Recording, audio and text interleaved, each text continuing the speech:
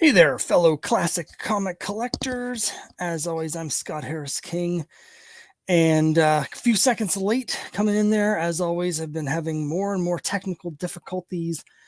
I don't really think it's StreamYard's fault, but I've been having a lot of technical issues both of the last live streams. So hopefully you weren't waiting too long, but we're started now. And we're just counting down the last hour of the Kickstarter for the Crimebuster 80th anniversary special. And I'll be showing you that again. Of course, I already showed that in my last live stream where we did the kickoff campaign, but I'll show that again. We'll talk about how the campaign's been going, which has been fantastic.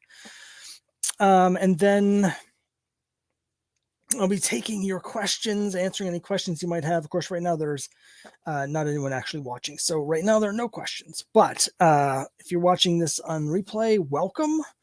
And thanks very much for all the support, because we have been getting a lot of support. So let me jump right to the screen here.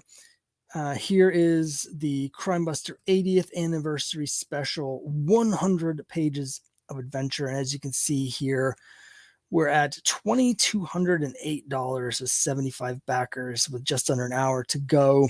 And I really am so excited, and I can't stress enough how grateful I am for everyone's support. This is a campaign that obviously it's a passion project for me, both because I love Crimebuster, but also just the opportunity to bring to life this new never before published art from the great George Tuska. So this was, and here's the cover here in case you haven't seen it before. So here's the cover by George Tuska, inked by Andrew Peatboy. And so this is something like I really wanted to bring to life. Kyle, thanks so much for joining me. I really appreciate it. So as I mentioned, I was just saying that the campaign's done really well. We're at $2,208. And this was something where honestly, I didn't expect to even break even on this. I kind of thought I was going to lose my shirt on it because, I did have to spend a fair amount of money to get this inked and colored and get, the first issue of Crimebusters being reprinted in this, and I'm getting that all colored and remastered. And it costs quite a lot to print on demand a 100-page comic. So this is something where I went into it thinking, well, if I can hit my goal, it'll at least, pay for part of it. But it was something that I just thought was so cool that I wanted it for myself and I wanted it to exist. So I was prepared to take a loss on this. But thanks to your generous support, it looks like that I might not actually take a loss. I don't think I'm exactly going to be making any money, but it's fine. It's great that we've gotten this much support. Someone just backed while we were talking, so thank you. Thanks so much for the support.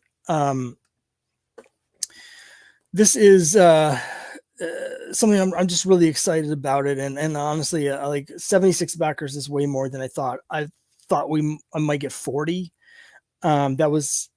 I was thinking I'd probably get 40 tops, but I was hoping to get 55 because that's where my break-even point was. So I'm just really, really grateful to everybody and thankful. And I'm really excited to bring this to life and get this out there printed and sent to everyone. So since we've hit the $2,000 mark, that also means that we've hit all of the stretch goals. So there's going to be 3 more trading cards. Now, as I've mentioned in the past, the trading cards are designed to look like the original trading cards. I've got one here. This is one of the original Lev Gleason trading cards that they put out in 1951 with Crimebuster and Squeaks. And so I've copied the format with the same color background, the same white frame. The text here is much smaller. So I've made the text bigger on my own cards, but hello, Brookie Monster. That's my wife. Hello. So the new sets of cards, though, I'll show. I think I have one here that's handy. So for instance, here's a card for Vera, one of the Crimebusters. You can see we've got the same design. Now on the original ones, there wasn't really anything on the back. It was just a list of the comics that they were publishing that you could get. But on mine, I've added a bunch of like a bio of the character. So there's actually a lot of stuff on the back of these cards, information that hasn't made it into the comics. So it's sort of supplemental. So you can learn a lot about the characters and the stories and stuff from the cards. So thanks to everyone's support, we've now unlocked 3 more trading cards. There's going to be a Golden Age Crimebuster card. So that'll be Crimebuster as he was when he first started. And that card is going to be featuring art from Charles Bureau. Wait a minute, let me think to myself. Is that right?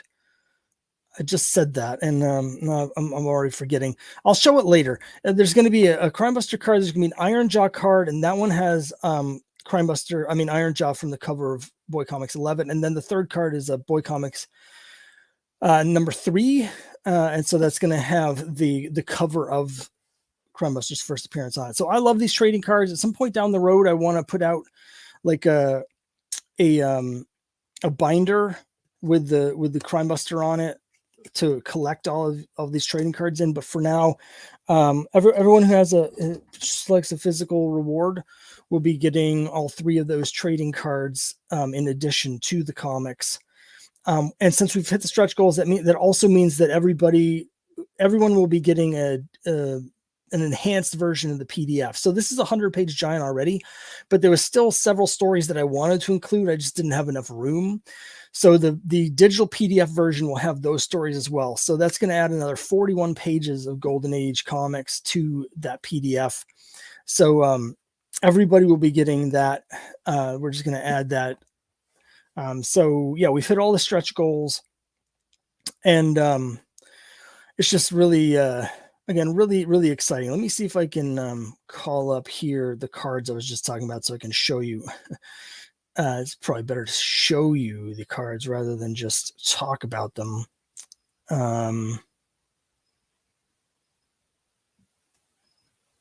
Let's see here. I think we got here. All right. So here is the Iron Jaw card. Let me see. All right. So this is the trading card that for Iron Jaw, and this got him from the cover of Boy Comics 11, drawn by Charles Bureau. So that's one of the 3 cards that everyone will be getting. And let me find the next one.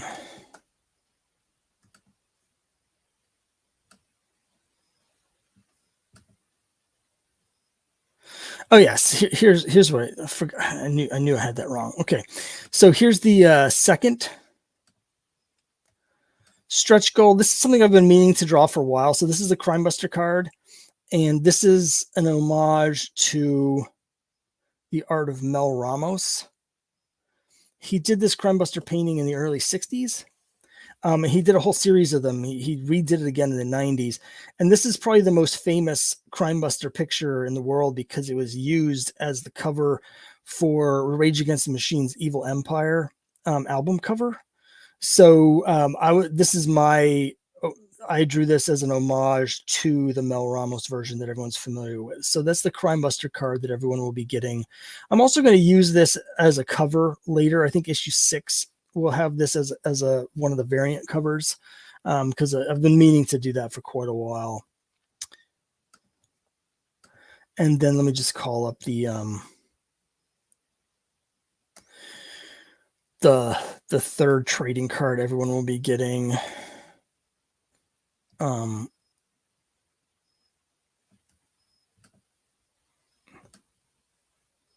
this one's pretty simple because this is a card that features the cover of Boy Comics number 3. So on this trading card, I'll be on the back of this one. I'll talk about the contents of the issue and the creators involved and stuff like that.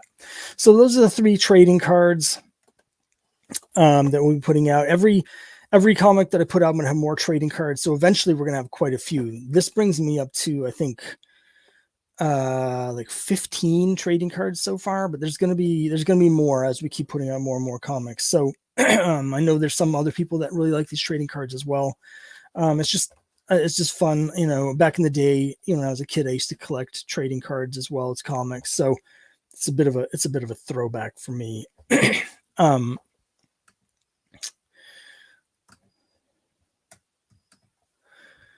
So let's just check back in and see how we're doing. Again, we did just get a backer as I was talking. And so we're at $2,234. I was just looking at the breakdown of that. And at the current moment, just for a little peek inside the hood, that is 38 copies of the regular cover. Which yeah,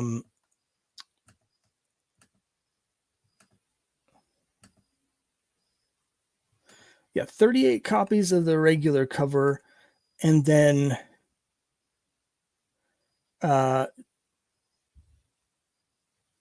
14 copies of the artist's edition variant cover. So here's the artist edition cover. This is being done. I'm doing this as a flip book. So the regular cover on the back has my homage to DC's 100-page Giants. But the artist edition on the back is going to have the original art, just the black and white line art, whereas the front is a virgin cover. It doesn't have any of the trade dress on it. So I wanted to have this so the fans of George Tuska can really appreciate, just get the artwork in its purest form. And so, as I mentioned, at the moment, we have 38 orders for the regular cover and 14 for the artist edition, which is good. So again, peek under the hood for those who care about this sort of thing. I use a publisher by the name of Comics Wellspring. They're in Michigan, and they'll be doing this square bound 100-page giant for me. It's my first time doing square bound. It's also the first time doing the flip book, so the production of it is interesting for me. But they have a minimum order of 25, so that means like I've hit the minimum order and more with the regular cover, which, because there's 38 so far. But since there's only 14 so far of the artist edition, it means I will have some left over, and that's fine, because and I'll probably order a few extras of the regular edition, partially because, you know, once in a while someone will get damaged in transport, and I want to make sure I have good copies. But it's also nice to have a few copies for future campaigns and for comic conventions. And that's basically what I'll do with the extra copies of the artist edition. A couple of them I'll keep for myself. I'm also going to be giving away a couple copies. There's 2 or 3 people. I'll be sending basically free copies to the Tuska family and their representative who helped me set up, who got, you know, was a liaison to get permission to use the art. So I'm going to be sending some of the copies to them for free. Yeah, but I'll have a few left over, and those will go up on my website so people can buy those later, and they'll also be available for later, during later campaigns. Speaking of later campaigns, one thing I'm excited to announce officially is that Cthulhu vs. Uncle Sam #2 is coming out. I'm going to be doing the Kickstarter. I'm hoping to launch it just before Halloween. I wanted to give it a little bit of time to get this printed and hopefully shipped out before then. I don't know if that'll happen. But Uncle Sam, Cthulhu vs. Uncle Sam #2, I now have all of the art from the artist. I've got all the variant covers done. We've got the back cover. So basically the only thing left to do is add the dialogue, because I'm doing this Marvel style kind of.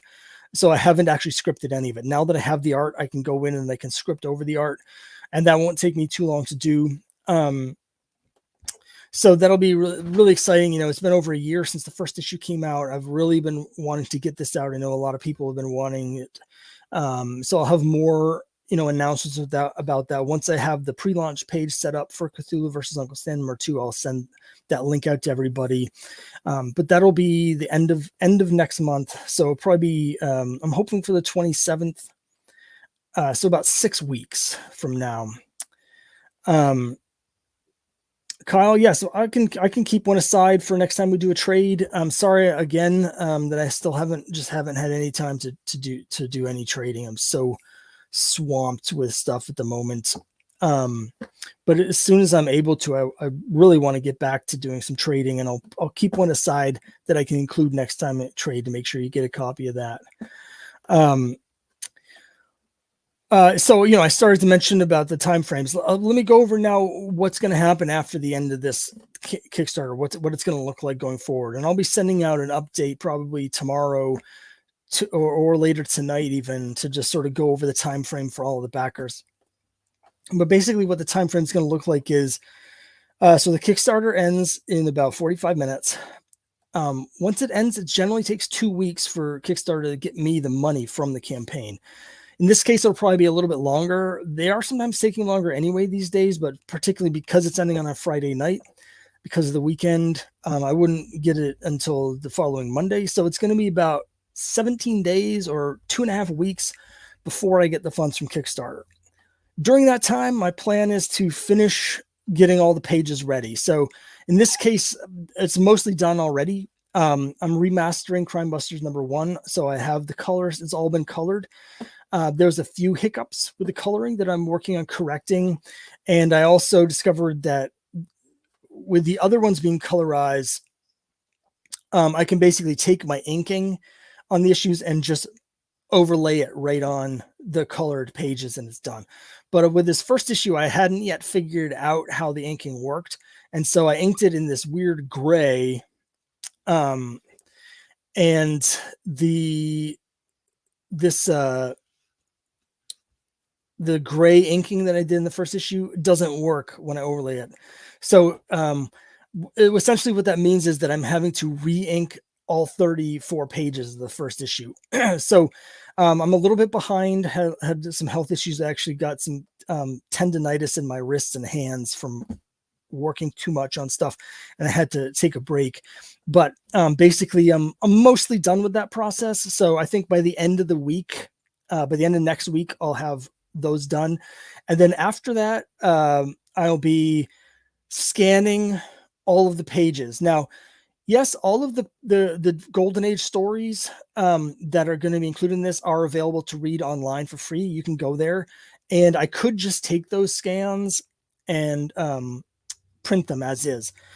And they would look okay, but some of those scans have sort of scanning fragmentation on them, and they're all lower DPI. So they're all like 144 DPI, and the printer really wants 300 to make sure it's like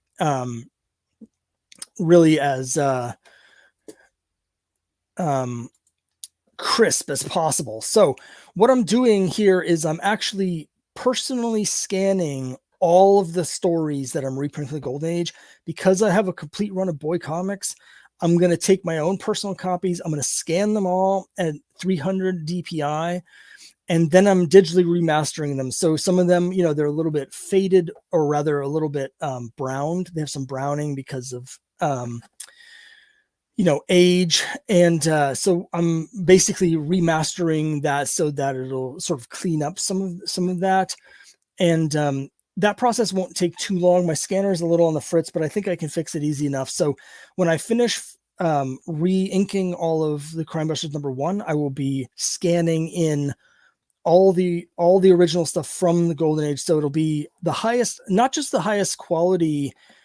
It's going to be the highest quality versions of these stories that you can get, other than buying the originals yourself. Because right now, like I said, the stuff online is only about 144 DPI, and that's totally fine for reading online. But I wanted to make sure that this product is as good as possible. So this is going to be the crispest, cleanest versions of these stories that are going to be available anywhere, I think. It's just going to take me a little while. So my hope is that I can get that done, not next week, but the week after. And so that when I get the money in 2.5 weeks, I will have the book 100% done. If not, it's just a matter of a few days. Like, I have everything here. I just have to find the time to finish it. So my hope is that by the time the money arrives in 2.5 weeks, I'll have all of that done and everything's in hand. It's all in process already. And then I can immediately send it out to the printer. And then at that point, who knows, because there's still a lot of paper shortages and shipping delays and stuff like that. That could be a problem, but also they may have a backlog. They've been really good with me. So there's some other printers that I've heard horror stories of that people have been waiting months and months to get their stuff printed. When I got Crimebusters 4 printed, it was totally seamless and they got the stuff right away. And that's what I'm expecting again here. But like I said, this is the first square bound that I've bought, so I don't know what their production timeline is. But basically 2.5 weeks, I'll send it to the printer. And as soon as I get it back, which will hopefully be within a month or so, then I will mail them all out. I will probably not get them all mailed out before the Cthulhu versus Uncle Sam #2 Kickstarter begins. But it'll definitely be at least at the printer, and I'll just be waiting for it to come back by then. I don't ever want to really do a Kickstarter unless I'm either 100% done with the comic or know that I will be 100% done by the time the campaign ends. Finish it is what I said. Finish it. Yes. So that's my plan. Then that's the timeline for everybody. So the digital version will probably, I'll be sending out the PDF after I send it to the printer, because I need to prepare all the files first. They won't be ready until that same time frame, but that'll be sometime in October. Everyone will get the enhanced PDF, and it'll go to the printer by the end of September. It'll be gone to the printer, and then it's just be a matter of when we get it. And then again, Cthulhu versus Uncle Sam #2 hopefully will be going to Kickstarter on October 27, just in time for Halloween. So you get your Cthulhu horror fix that way for Halloween. And then Tartan Phantom, have you already done your proofs? Nope. I think I was just in the process of explaining some of that when he came in. So I haven't sent it to the printer yet, which means I haven't gotten the proofs. I'm in the process of re-inking the entire first issue of Crimebusters, because after I had it colorized, I realized that my inks, the way I did it originally, actually don't work anymore, and I have to re-ink the whole thing. So my plan is next week and I'm mostly done with that, but so next week I'll be preparing that, which is 34 pages of the 100-page special. The week after that, I'll be finishing all my scans. And so it won't be ready to get the proofs until right about the same time the money comes in from Kickstarter. So I'm expecting the money from Kickstarter in about 17 days, and I should have everything done, all the production work done on the comic at that time. And then I'll send it out and they'll give me the proofs. And one of the great thing about Comics Wellspring is that they do proofs. Some of the other printers that do old-fashioned offset printing, it's extremely expensive to do a physical proof because they have to set up the whole press and everything as though they were doing a run. So it's like $250 for a single comic proof. But since I'm doing print on demand, it costs them basically nothing. So the proofs are $10 to get a physical proof. So I always do that. And in this in particular, again, it's the first time I've done a square bound. It's the first time I've done a flip book. So I desperately, I need to have that physical proof to make sure that everything looks right and lines up. So we'll be doing that. But again, I'm expecting to send this to the printer in 2.5 to 3 weeks. And then it'll probably be, it usually takes another week and a half after I send it before they send the physical proof to me, sometimes 2 weeks. So I probably won't get the physical proof here until mid-October. And then assuming that it's all okay, then I'll give them the okay to print it. And then it'll just be a matter of waiting until it comes on. So Tartan Phantom says, too bad Vince Coletta is not around to do a last minute ink job. If Vince Coletta was still around, I'd be hiring him to draw some romance comics, because that guy knows his romance. I can do a last minute hack ink job myself. That's why I hired Andrew Peepoy to ink the cover by George Tuska's. I wanted to make sure that I gave proper respect to Mr. Tuska's work and didn't mess with it myself. So that's why we did that. So I'm just going to get a little drink here, talk amongst yourselves.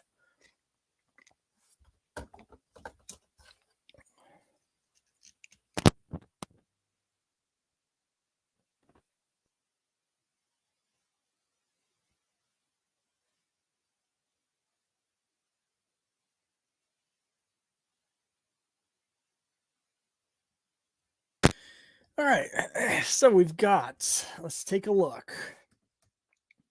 We now have 33 minutes left on the campaign. And again, I want to thank everybody for your support. As I've said earlier, I think before some of you were here, I really was only expecting to get, maybe 40 backers for this. I was hoping to get 50, but I thought 40 was more likely. So to have 76 backers is like so much more than I was expecting. So, and that's all up to you guys. And I really appreciate it very much. Let's see. Tartan Phantom says, have you ever thought about doing a straight up war or romance story, or both? I'm going to be putting out a romance comic. I've already paid an artist quite a bit of money to do one of the stories. So, I mean, it's only 5 pages, but it was still expensive. And then I have another 8-page script done. I'm just looking for the right artist to do it. So it's going to take a little while. It's something that I have to do in the background when I have free time, which is very rare. But eventually I'm going to have, I've got 2 more that are plotted out. So it's going to be an old fashioned, like 60s romance comic. It's going to be an anthology with several short stories. But yes, I'm definitely doing a romance comic. And if enough people, end up buying it to repay the money that I'm gonna have to spend on these artists for it, then I'll do more. But that's a sort of like this project. That's going to be a labor of love that I'm not expecting to make my money back on. In this case, I really thought I was going to lose money, but it looks like I'm going to at least break even. So again, thanks very much. With the romance comic, I don't know. I mean, there is a pretty big audience for romance, but most of those people, there's a huge audience that reads shoujo, the Japanese romance comics, and there's a fairly large romance audience on Kickstarter. They seem to tend to gravitate more towards anthologies, or specifically though like LGBTQ romance stuff, which you can't really get through the direct, at the direct market. So I don't have no conception really of how I'll do one that comes out, but it's going to be a while. It won't be, I don't know when it'll come out. I've almost got my entire lineup of comics for next year. My Kickstarters for next year are already set. So, I wouldn't expect the romance book to be out even next year, probably the year after, but we'll see. I guess this is a good time to talk about what's going forward. After Uncle Sam, Cthulhu versus Uncle Sam #2. Hello, Werewolf by Lunchtime. Thanks so much for joining. So really appreciate it. And I appreciate everyone for joining. I've had some of these before where nobody came, and so I just talked to myself for an hour. And I think I'm agreeable company, but I'm with myself all the time, so it's nice to talk to other people. So yes, going forward, Cthulhu versus Uncle Sam #2, I'll be launching at the end of October. I have all the pages in hand. Crimebusters #5 is actually almost done as well. So as you know, I've hired a new artist to do Crimebusters for me so we can get them out a lot faster. A guy by the name of Mac, and Mac has already finished, I think, 26 pages out of 36. And so we're in the home stretch for that. So I'm expecting that Crimebusters 5, the line work will be done probably by the end of October or early November, and then I'm going to have it colored and I'm going to add the dialogue. So what we're looking at is I'm hoping to have Crimebusters 5 come out on Kickstarter in January. So that's kind of the schedule that we're looking at the moment. And then after that, we'll see. I want to do the third issue of Cthulhu versus Uncle Sam after that, but we're gonna have to see how that works out in terms of the art. So I can't say for sure. Rob says that's good news on Crimebusters number 5. Yeah, I'm very excited. I really like Mac's art quite a bit. He's very reliable and he's relatively fast as well. And so once he finishes this issue, I'm going to be talking to him about doing more issues. It's just going to be, if he wants to do it, it's just going to be a matter of whether we jump right into Crimebuster 6 or I have some other projects that I need artists on as well. And so I may have him do something else before he does Crimebuster 6. Because after Crimebusters 5, at some point next year, once issue 5 is out, then we'll be doing the trade that collects all 5 issues, the first 5 issues of Crimebusters into one big trade paperback. So that'll be next year. And so my hope is that while I'm doing that Kickstarter, that will give Mac time to draw issue 6. So there's going to be quite a bit of Crimebusters next year, which is great. I've really excited to get a trade paperback out. Like, it'll just be so cool to have that on my bookshelf. And there'll be variant covers for that. So I know some people have been reading Crimebusters. They've just been getting the Boy Comics variants. There's some people that have just been getting the Trixie's Mysteries variants. So there's going to be different trade dress for all 3 of those. So you can, if you want to get the trade that collects Boy Comics 120 to 124, you can do that. So yeah, I'm at the point where I'm just starting to look at artists to do those variant covers. Let's see. Silver Knight Kyle says, since it was you introduced me to Gray Man and I'm now a regular on Cover Slinger Showdown, have you ever made an appearance there? No, I've never been on Gray Man's channel. Nope, I haven't. There was a while where I was a fairly regular guest. I'm blanking on another channel, and honestly, I just ended up not having enough time to do it. Even though it's just once a week, I just sort of dropped off. It was just it's hard to find the time. But I haven't been invited to do the to be on Gray Man's show, so no, I haven't done that. But if I could find the time to do it, I would certainly be happy to. Tartan Fam says, have you ever considered giving Trixie her own one shot? So there's 2 different answers to this, and they're both yes. So one thing that I would like to do at some point is do like an annual where I have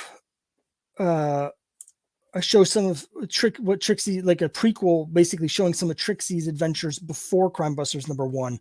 One thing I tried to do in Crimebusters number 1, in the first scene where we see Trixie go into the police office and talk to the new police chief, is establish that she's actually had a whole bunch of adventures just like Crimebuster. It's just that those haven't been published before. And, we've also established that Vera was with her on those.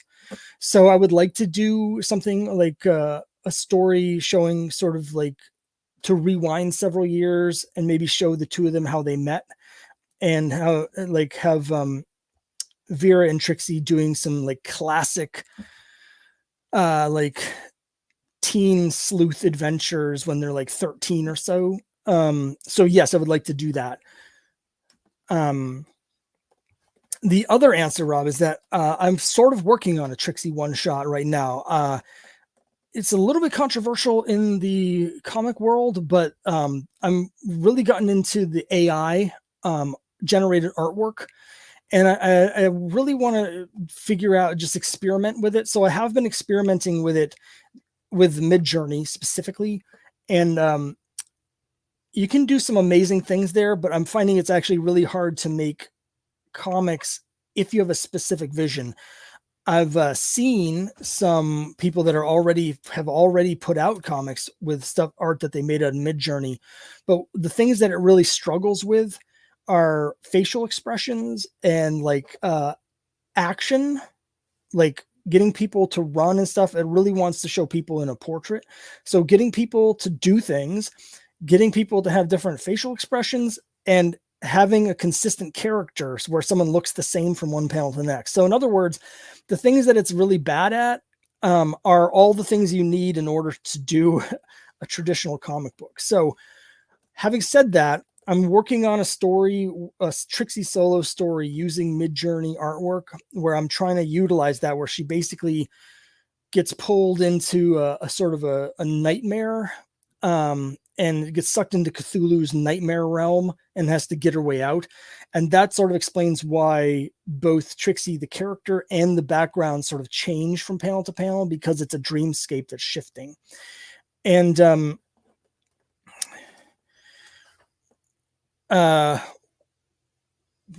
what I'm going to do, I'm basically halfway through that, and it's relatively fast because the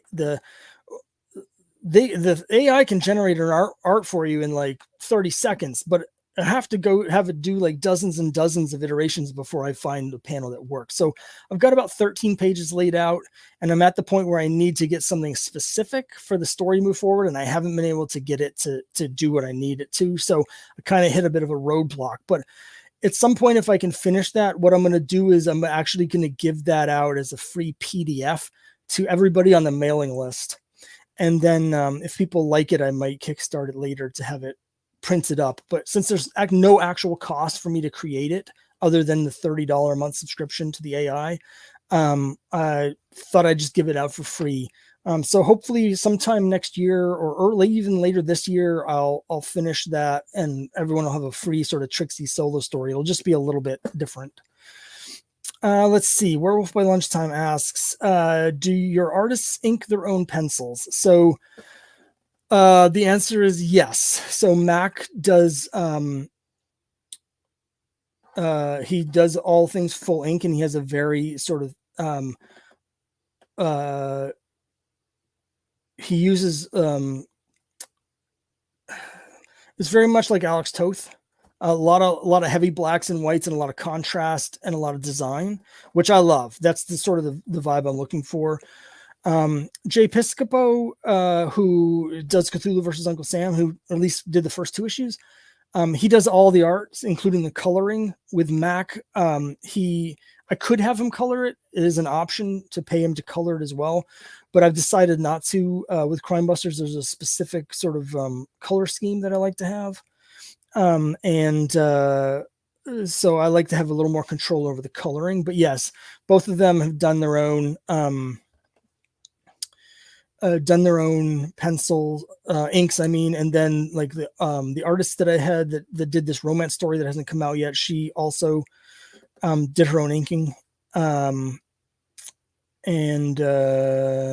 Yeah, I think everybody that I've worked with has done their own inking. There are some artists that I've looked at that you can give them the option of just doing pencils and inks. But so far I've had everybody do full inks on everything.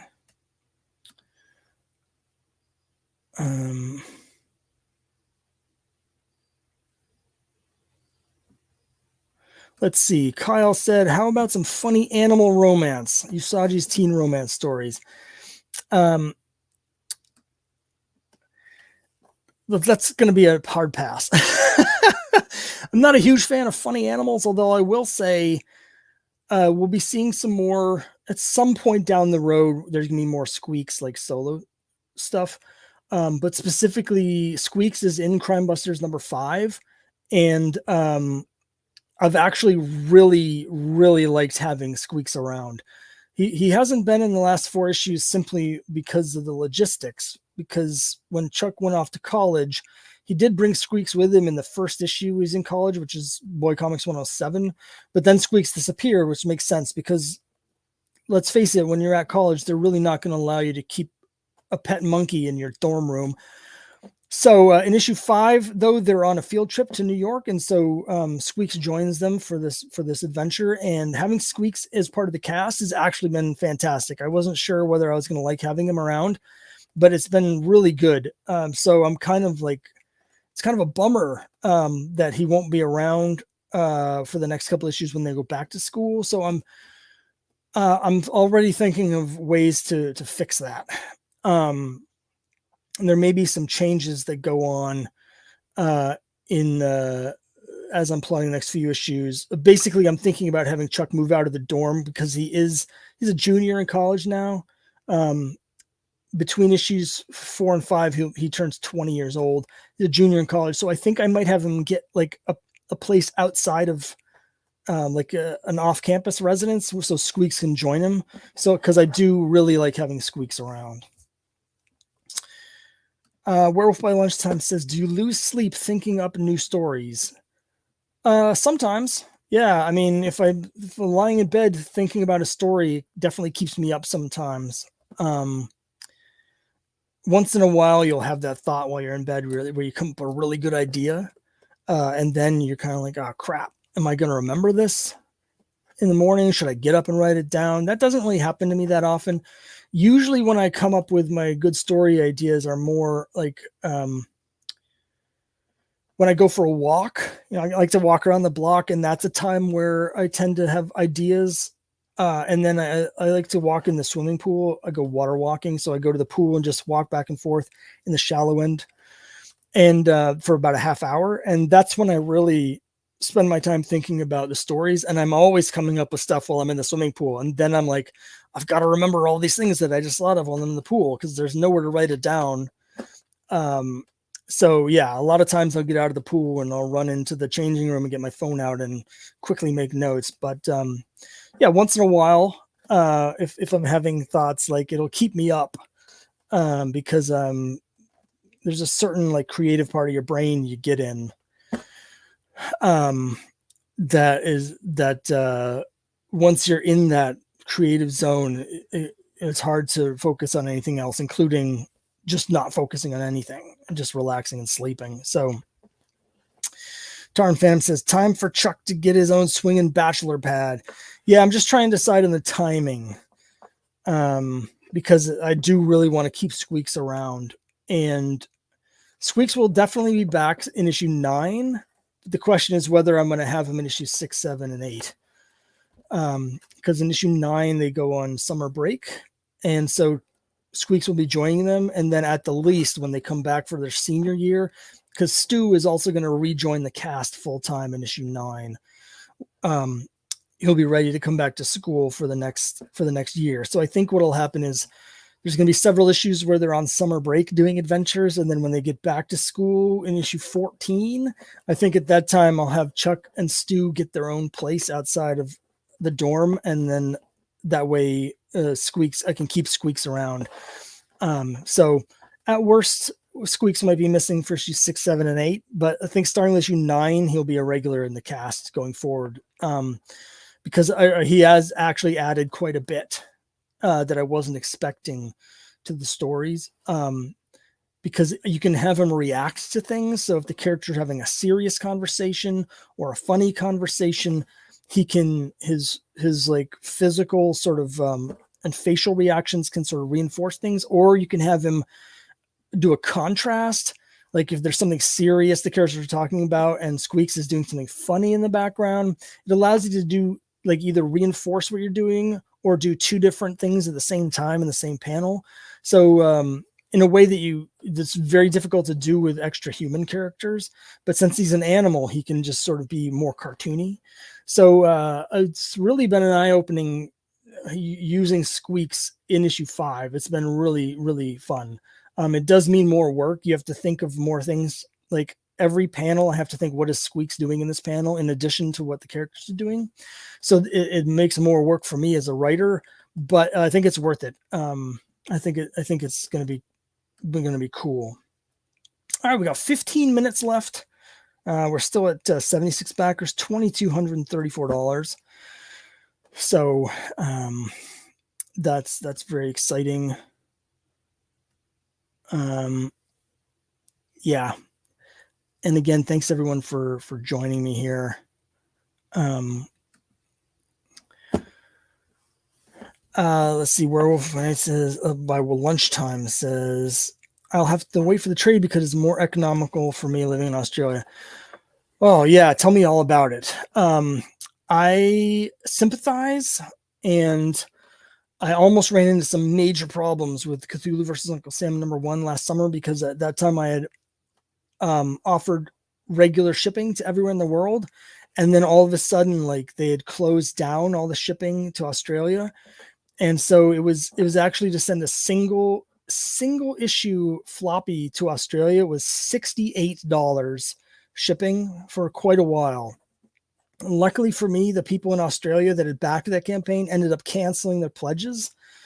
And so now it's cheaper now, but it's still like $25 for like a single, for 2 pounds or under, and over 2 pounds, it's like ridiculously expensive. That's why for like this campaign, for the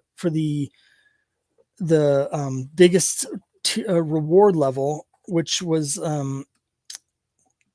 I'm trying to remember what I called it. It was the Golden Age Collector Jackpot, where you get both of these covers plus all 4 issues of Crimebusters, but the Boy Comics variant and also Uncle Sam.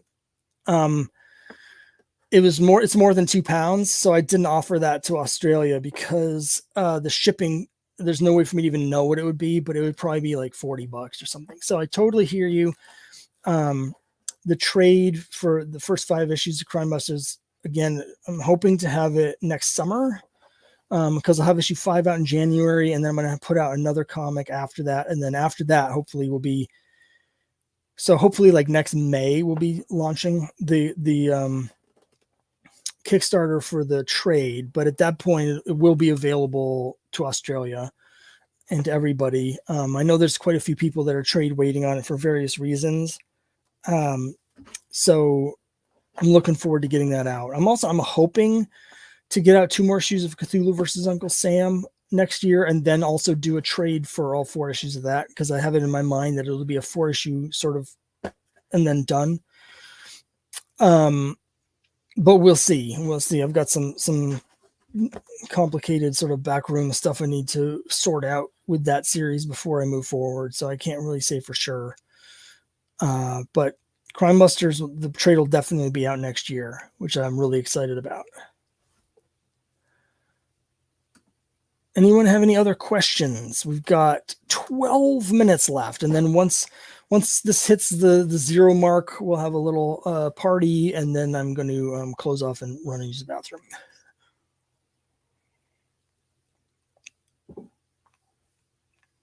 Tartan Phantom says, kind of a touchy subject, but have you ever thought about reintroducing he/she from Boy Comics #9? Could the character even be properly treated in a modern context? It would be tricky writing for sure.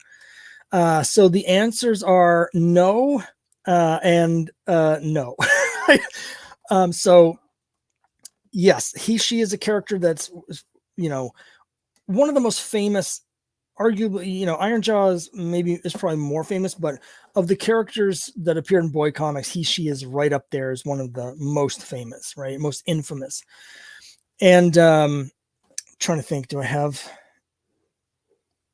was just thinking of, hold on a second. I've got my copy right here.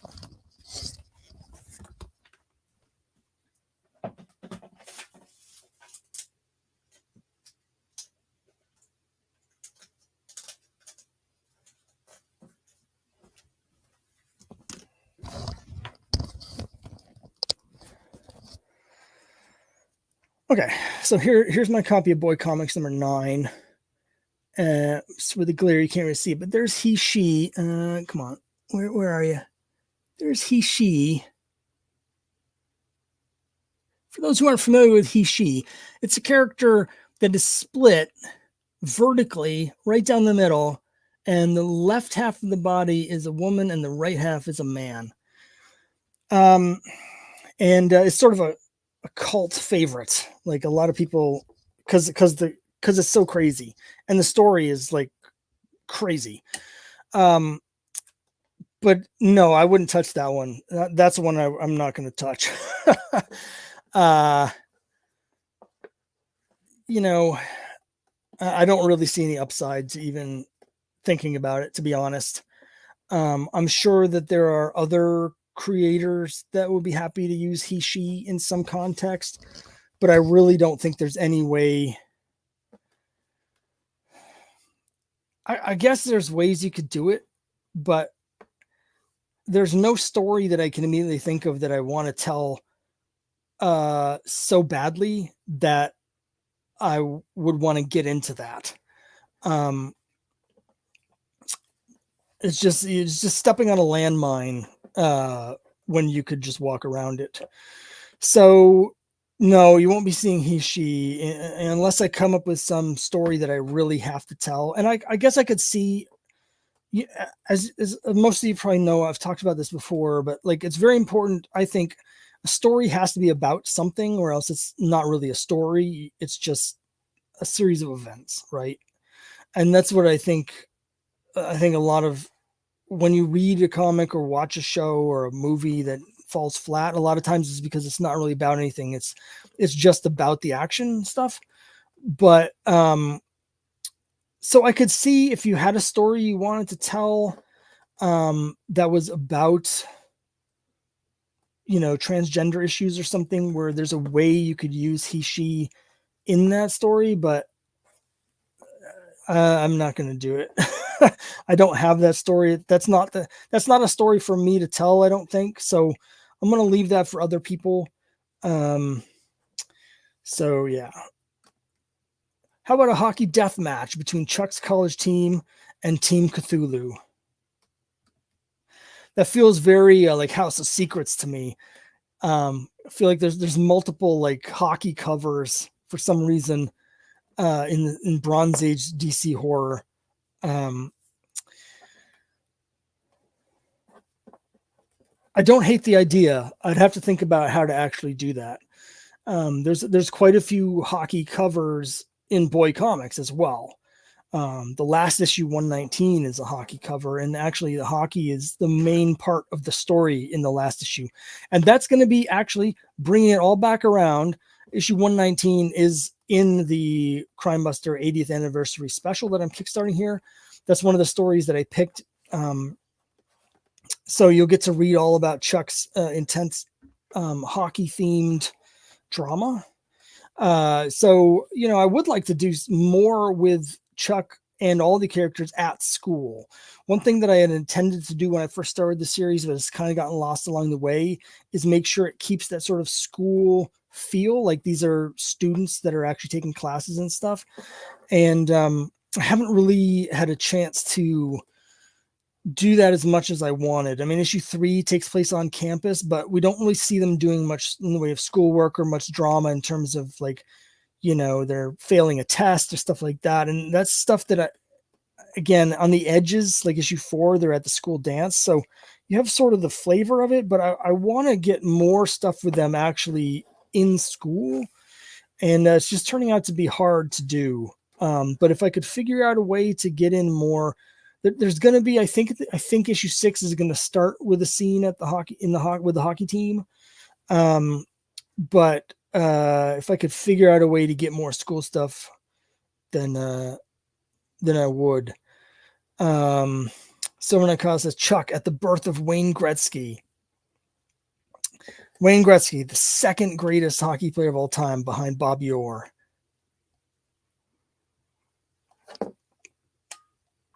I got to represent. Down to 5 minutes. We're still at 76 backers. We had one backer during the campaign, during this last hour. And that's, the last 2 times we've had one backer during the last hour. And the previous times that I've done this, we haven't had any. So I'm not expecting this number to change in the last 5 minutes. By this point, people have decided one way or another.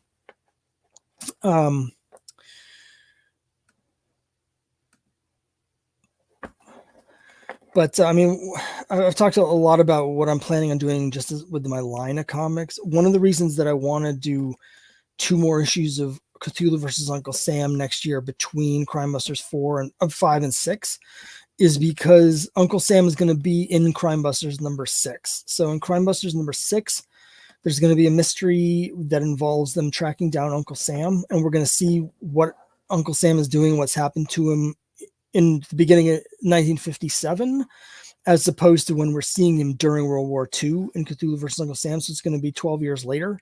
And I really want to get, there's a certain way that Cthulhu versus Uncle Sam series I'm currently planning on ending, and I really want to get to that so it leads into Crimebuster 6. But I don't know if that's going to work out. I don't know.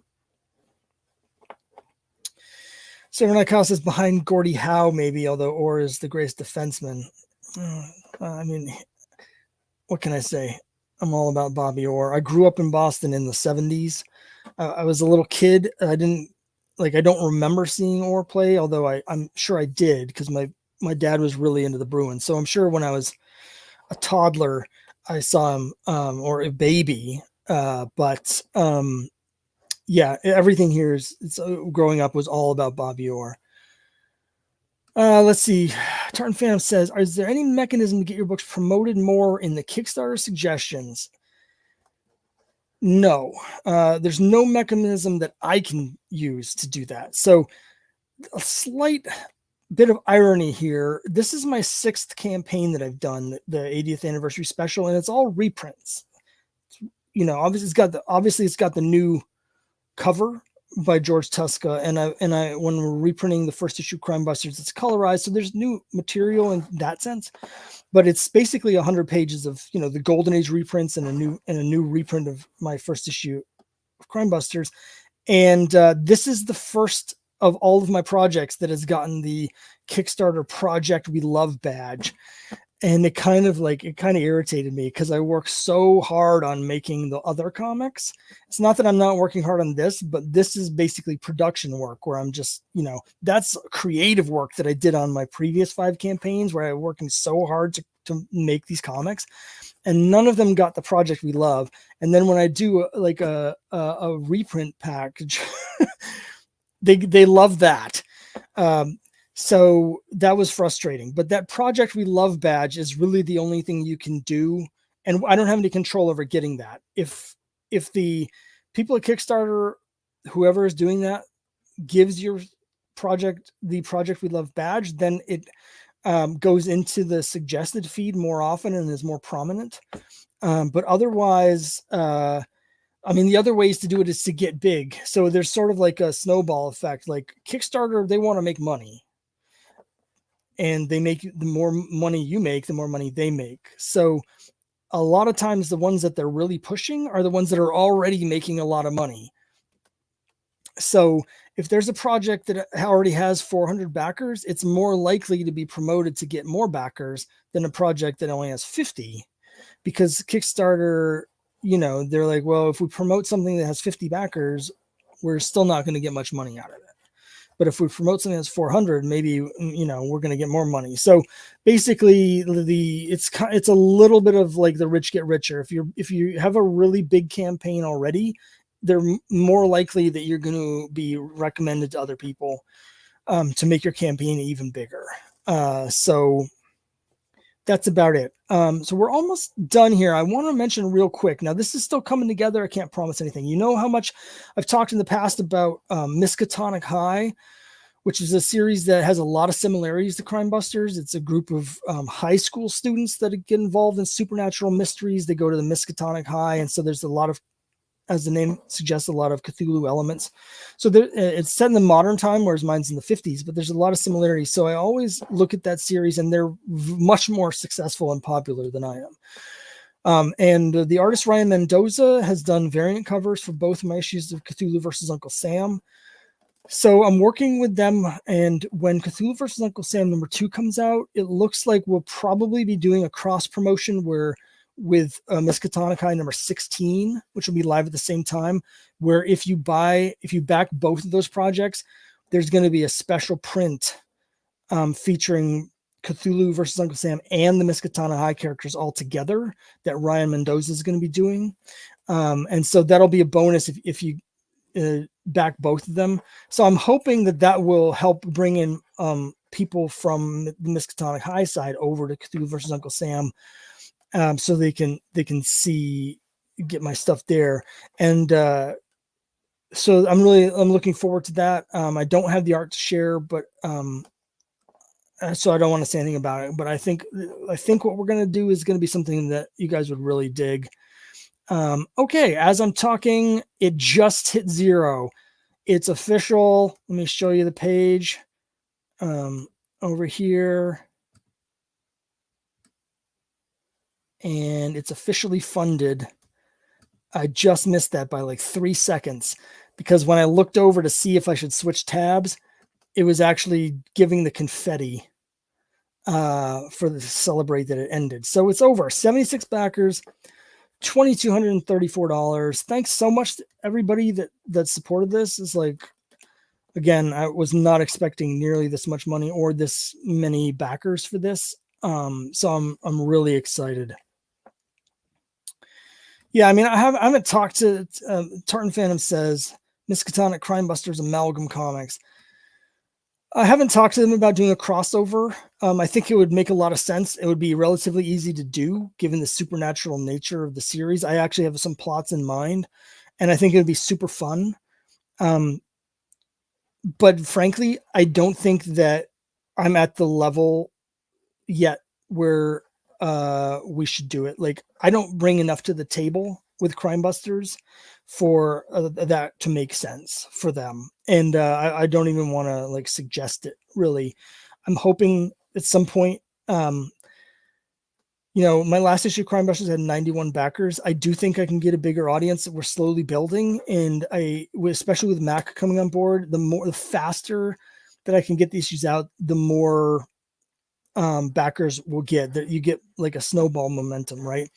So I mean, ultimately, I think that my top goal really for Crimebusters would be to get to like 200 backers, whereas Miskatonic High has more like 500 to 600 consistently. I don't think I have that kind of ceiling, but I think we can get Crimebusters so it's twice as big as it is now. So like if I can get to 200 backers and like $5,000 per issue, I'll be happy with that. And then if we get to that point, then I might talk to them about maybe doing a crossover, because they have done crossovers before. Miskatonic High did a crossover with Lovecraft PI. So I would really love to do that. But both of those books are like 4 to 5 times bigger than Crimebusters right now. So just not close enough. Silver Knight Kyle says Cthulhu marries Granny Gumshoe. Well, we'll see. I don't want to spoil anything because I haven't even written the issue yet. But Cthulhu versus Uncle Sam number 3 is going to be called The Brides of Cthulhu. So I can't say that he's going to marry Granny Gumshoe, but there might be some brideage going on in there. But anyway, I think that's it. I really need to use the bathroom, so I am going to sign off. Again, thanks everyone for coming to this. Thank you all for your support and your questions. So I wasn't just talking to myself. And I really appreciate it. Again, I'm going to hope to have this sent out to the printer in about 3 weeks, 2.5 to 3 weeks, once I get the money from the campaign. And then hopefully we'll get the book back in hand in October and can start sending it out, but we'll see how it goes. But I think everything will be done at my end in about 3 weeks, and then it'll be out. So thanks, Kyle. Thanks, Rob. I really appreciate it. And I'm going to sign off now. Thanks.